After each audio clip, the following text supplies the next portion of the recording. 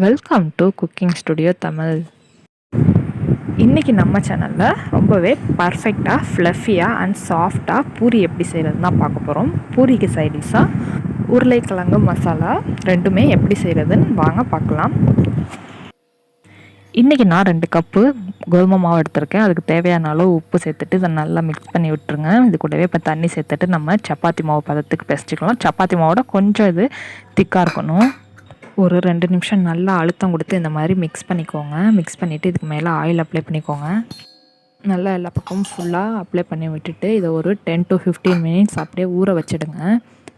இதை இப்போ நம்ம மூடி அப்படியே வச்சிடலாம். ஒரு 10 to 15 மினிட்ஸ் இருக்கட்டும். அடுத்ததாக இதுக்கு சைடி செய்ய ஸ்டார்ட் பண்ணிடலாம். ஒரு கடாயில் ஆயில் ஊற்றிக்கிறேன். ஒரு 2 டேபிள் ஸ்பூன் அளவுக்கு சேர்த்துக்கோங்க.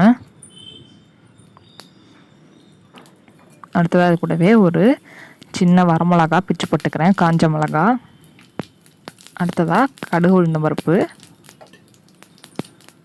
கொஞ்சமாக கருவேப்பிலை சேர்த்துக்கிறேன்.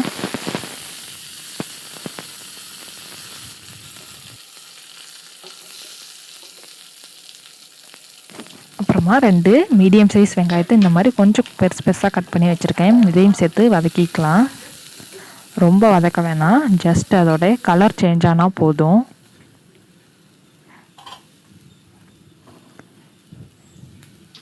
இப்போ வெங்காயம் வதங்கிடுச்சு. இது கூடவே ஒரு பச்சை மிளகாய் இந்த மாதிரி கீரி சேர்த்துக்கிறேன். அடுத்ததாக ஒரு சின்ன சைஸ் தக்காளி கட் பண்ணி வச்சுருக்கேன். அதையும் சேர்த்துட்டு நல்லா வதக்கிடலாம்.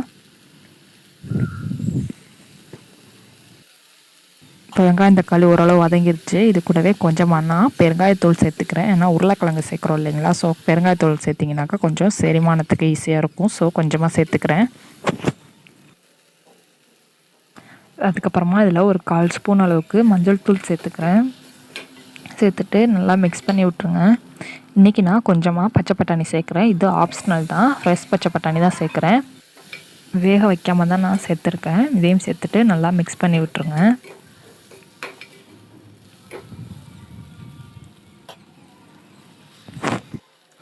இது கூடவே ஒரு கிளாஸ் அளவுக்கு தண்ணி சேர்த்து இதை நல்லா கொதிக்க வச்சுக்கோங்க. பட்டாணியெல்லாம் நல்லா குக் ஆகட்டும்.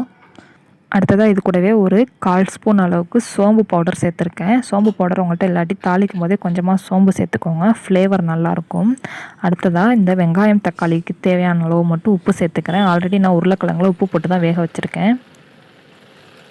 இப்போ இதெல்லாம் நல்லா கொதித்து வெந்துடுச்சுங்க. அடுத்ததாக இதில் நான் ஒரு 3 மீடியம் சைஸ் உருளைக்கிழங்கை வேக வச்சு இந்த மாதிரி மேஷ் பண்ணி வச்சுருக்கேன். அதையும் இது கூடவே சேர்த்து நல்லா மிக்ஸ் பண்ணி விட்டுறலாம். நல்லா மிக்ஸ் பண்ணி விட்டுட்டு இதையும் ஒரு நிமிஷம் கொதிக்க வச்சுக்கோங்க.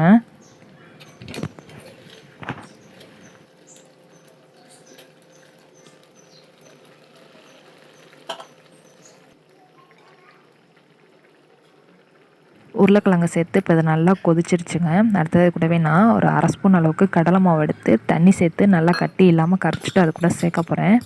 இந்த மாதிரி சேர்க்கும்போது உங்களுக்கு கடையெல்லாம் கிடைக்கக்கூடிய பொட்டேட்டோ மசாலா மாதிரியே கிடைக்கும்.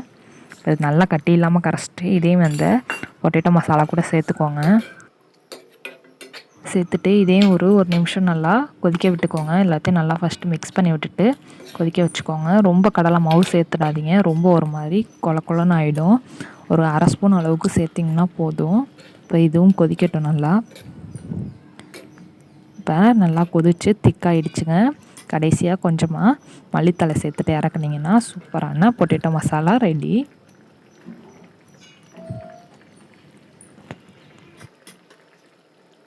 அடுத்ததாக நம்ம பூரி செய்ய ஸ்டார்ட் பண்ணிக்கலாம். மாவு நல்லா ஒரு 10 நிமிஷம் ஊறிடுச்சு. இதை நல்லா ஒரு 2 நிமிஷம் நல்லா இந்த மாதிரி அழுத்தம் கொடுத்து பிசைஞ்சுக்கோங்க.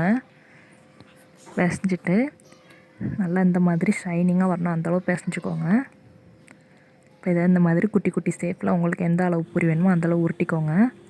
ஒரு கடாயில் ஆயில் ஊற்றிடலாம். இது நல்லா ஹீட் ஆகட்டும். நம்ம பூரி தேய்க்க ஸ்டார்ட் பண்ணிக்கலாம். நான் இன்றைக்கி ஆயில் தொட்டே தான் தேய்க்கிறேன். மாவு தொட்டு தேய்ச்சோம்னா எண்ணெயுமே ரொம்ப கருப்பாக வீணாக போய்டும். ஸோ நான் ஆயில் தொட்டே தேய்ச்சிக்கிறேன். இதுக்கு மெயின் எல்லா பக்கமுமே ஒரே அளவாக இருக்கிற மாதிரி தேய்ங்க. அப்போ தான் பூரி நல்லா ஃப்ளஃபியாக வரும்.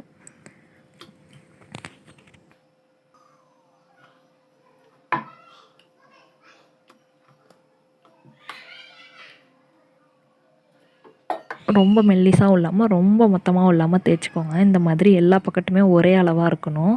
அந்த மாதிரி ஈக்குவலாக பார்த்து தேய்ச்சிக்கோங்க. மாதிரி இப்போ நான் எல்லாத்தையுமே தேய்ச்சி வச்சுட்டேன். இப்போ எண்ணெயும் நல்லா ஹீட் ஆகிடுச்சு. பூரி எப்போவுமே நல்லா எண்ணெய் ஹீட் ஆனதுக்கப்புறம் போட்டிங்கன்னா தான் ஃப்ளஃபியாக வரும். பூரி வேக ரொம்ப நேரம் எடுக்காது. நம்ம போட்டோடனே எடுத்துடலாம். இப்போ நம்ம பூரி செய்ய ஸ்டார்ட் பண்ணிக்கலாம். மாவு இந்த மாதிரி எண்ணெயில் சேர்த்ததுக்கப்புறமா கரண்டியை வச்சு லைட்டாக அந்த மாதிரி ப்ரெஸ் பண்ணி விடுங்க. ரொம்பவே சூப்பராக வந்திருக்கு பூரி, குண்டு குண்டாக. இது ஆயில் ரொம்ப ஹீட் பண்ணிட்டிங்கனாலும் நீங்கள் மாவை உள்ளே சேர்த்தோடனே செவந்து போயிடும். ஹீட் மட்டும் அப்பப்போ நீங்கள் லோவாகவும் ஹையாகவும் வச்சுட்டு அதை மட்டும் நீங்கள் மெயின்டைன் பண்ணிக்கோங்க.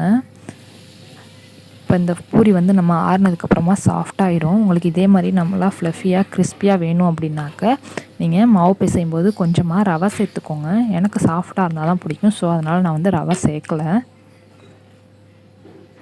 எல்லா பூரியுமே இதே மாதிரி பர்ஃபெக்டாக வந்துச்சுங்க. இப்போ நம்ம சர்வ் பண்ணிடலாம்.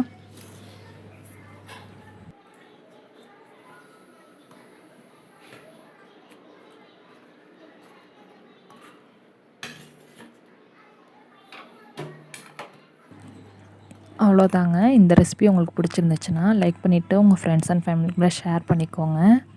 இப்போ அதை நான் பிச்சு காமிக்கிறேன் பாருங்கள். செம்ம சாஃப்டாக உள்ளார நல்லா ஃப்ளஃபியாக வந்திருக்கு. நீங்களும் உங்கள் வீட்டில் ட்ரை பண்ணி பார்த்துட்டு எப்படி வந்துச்சுன்னு எனக்கு கமெண்ட்ஸில் சொல்லுங்கள். தேங்க்ஸ் ஃபார் வாட்சிங். தேங்க்யூ.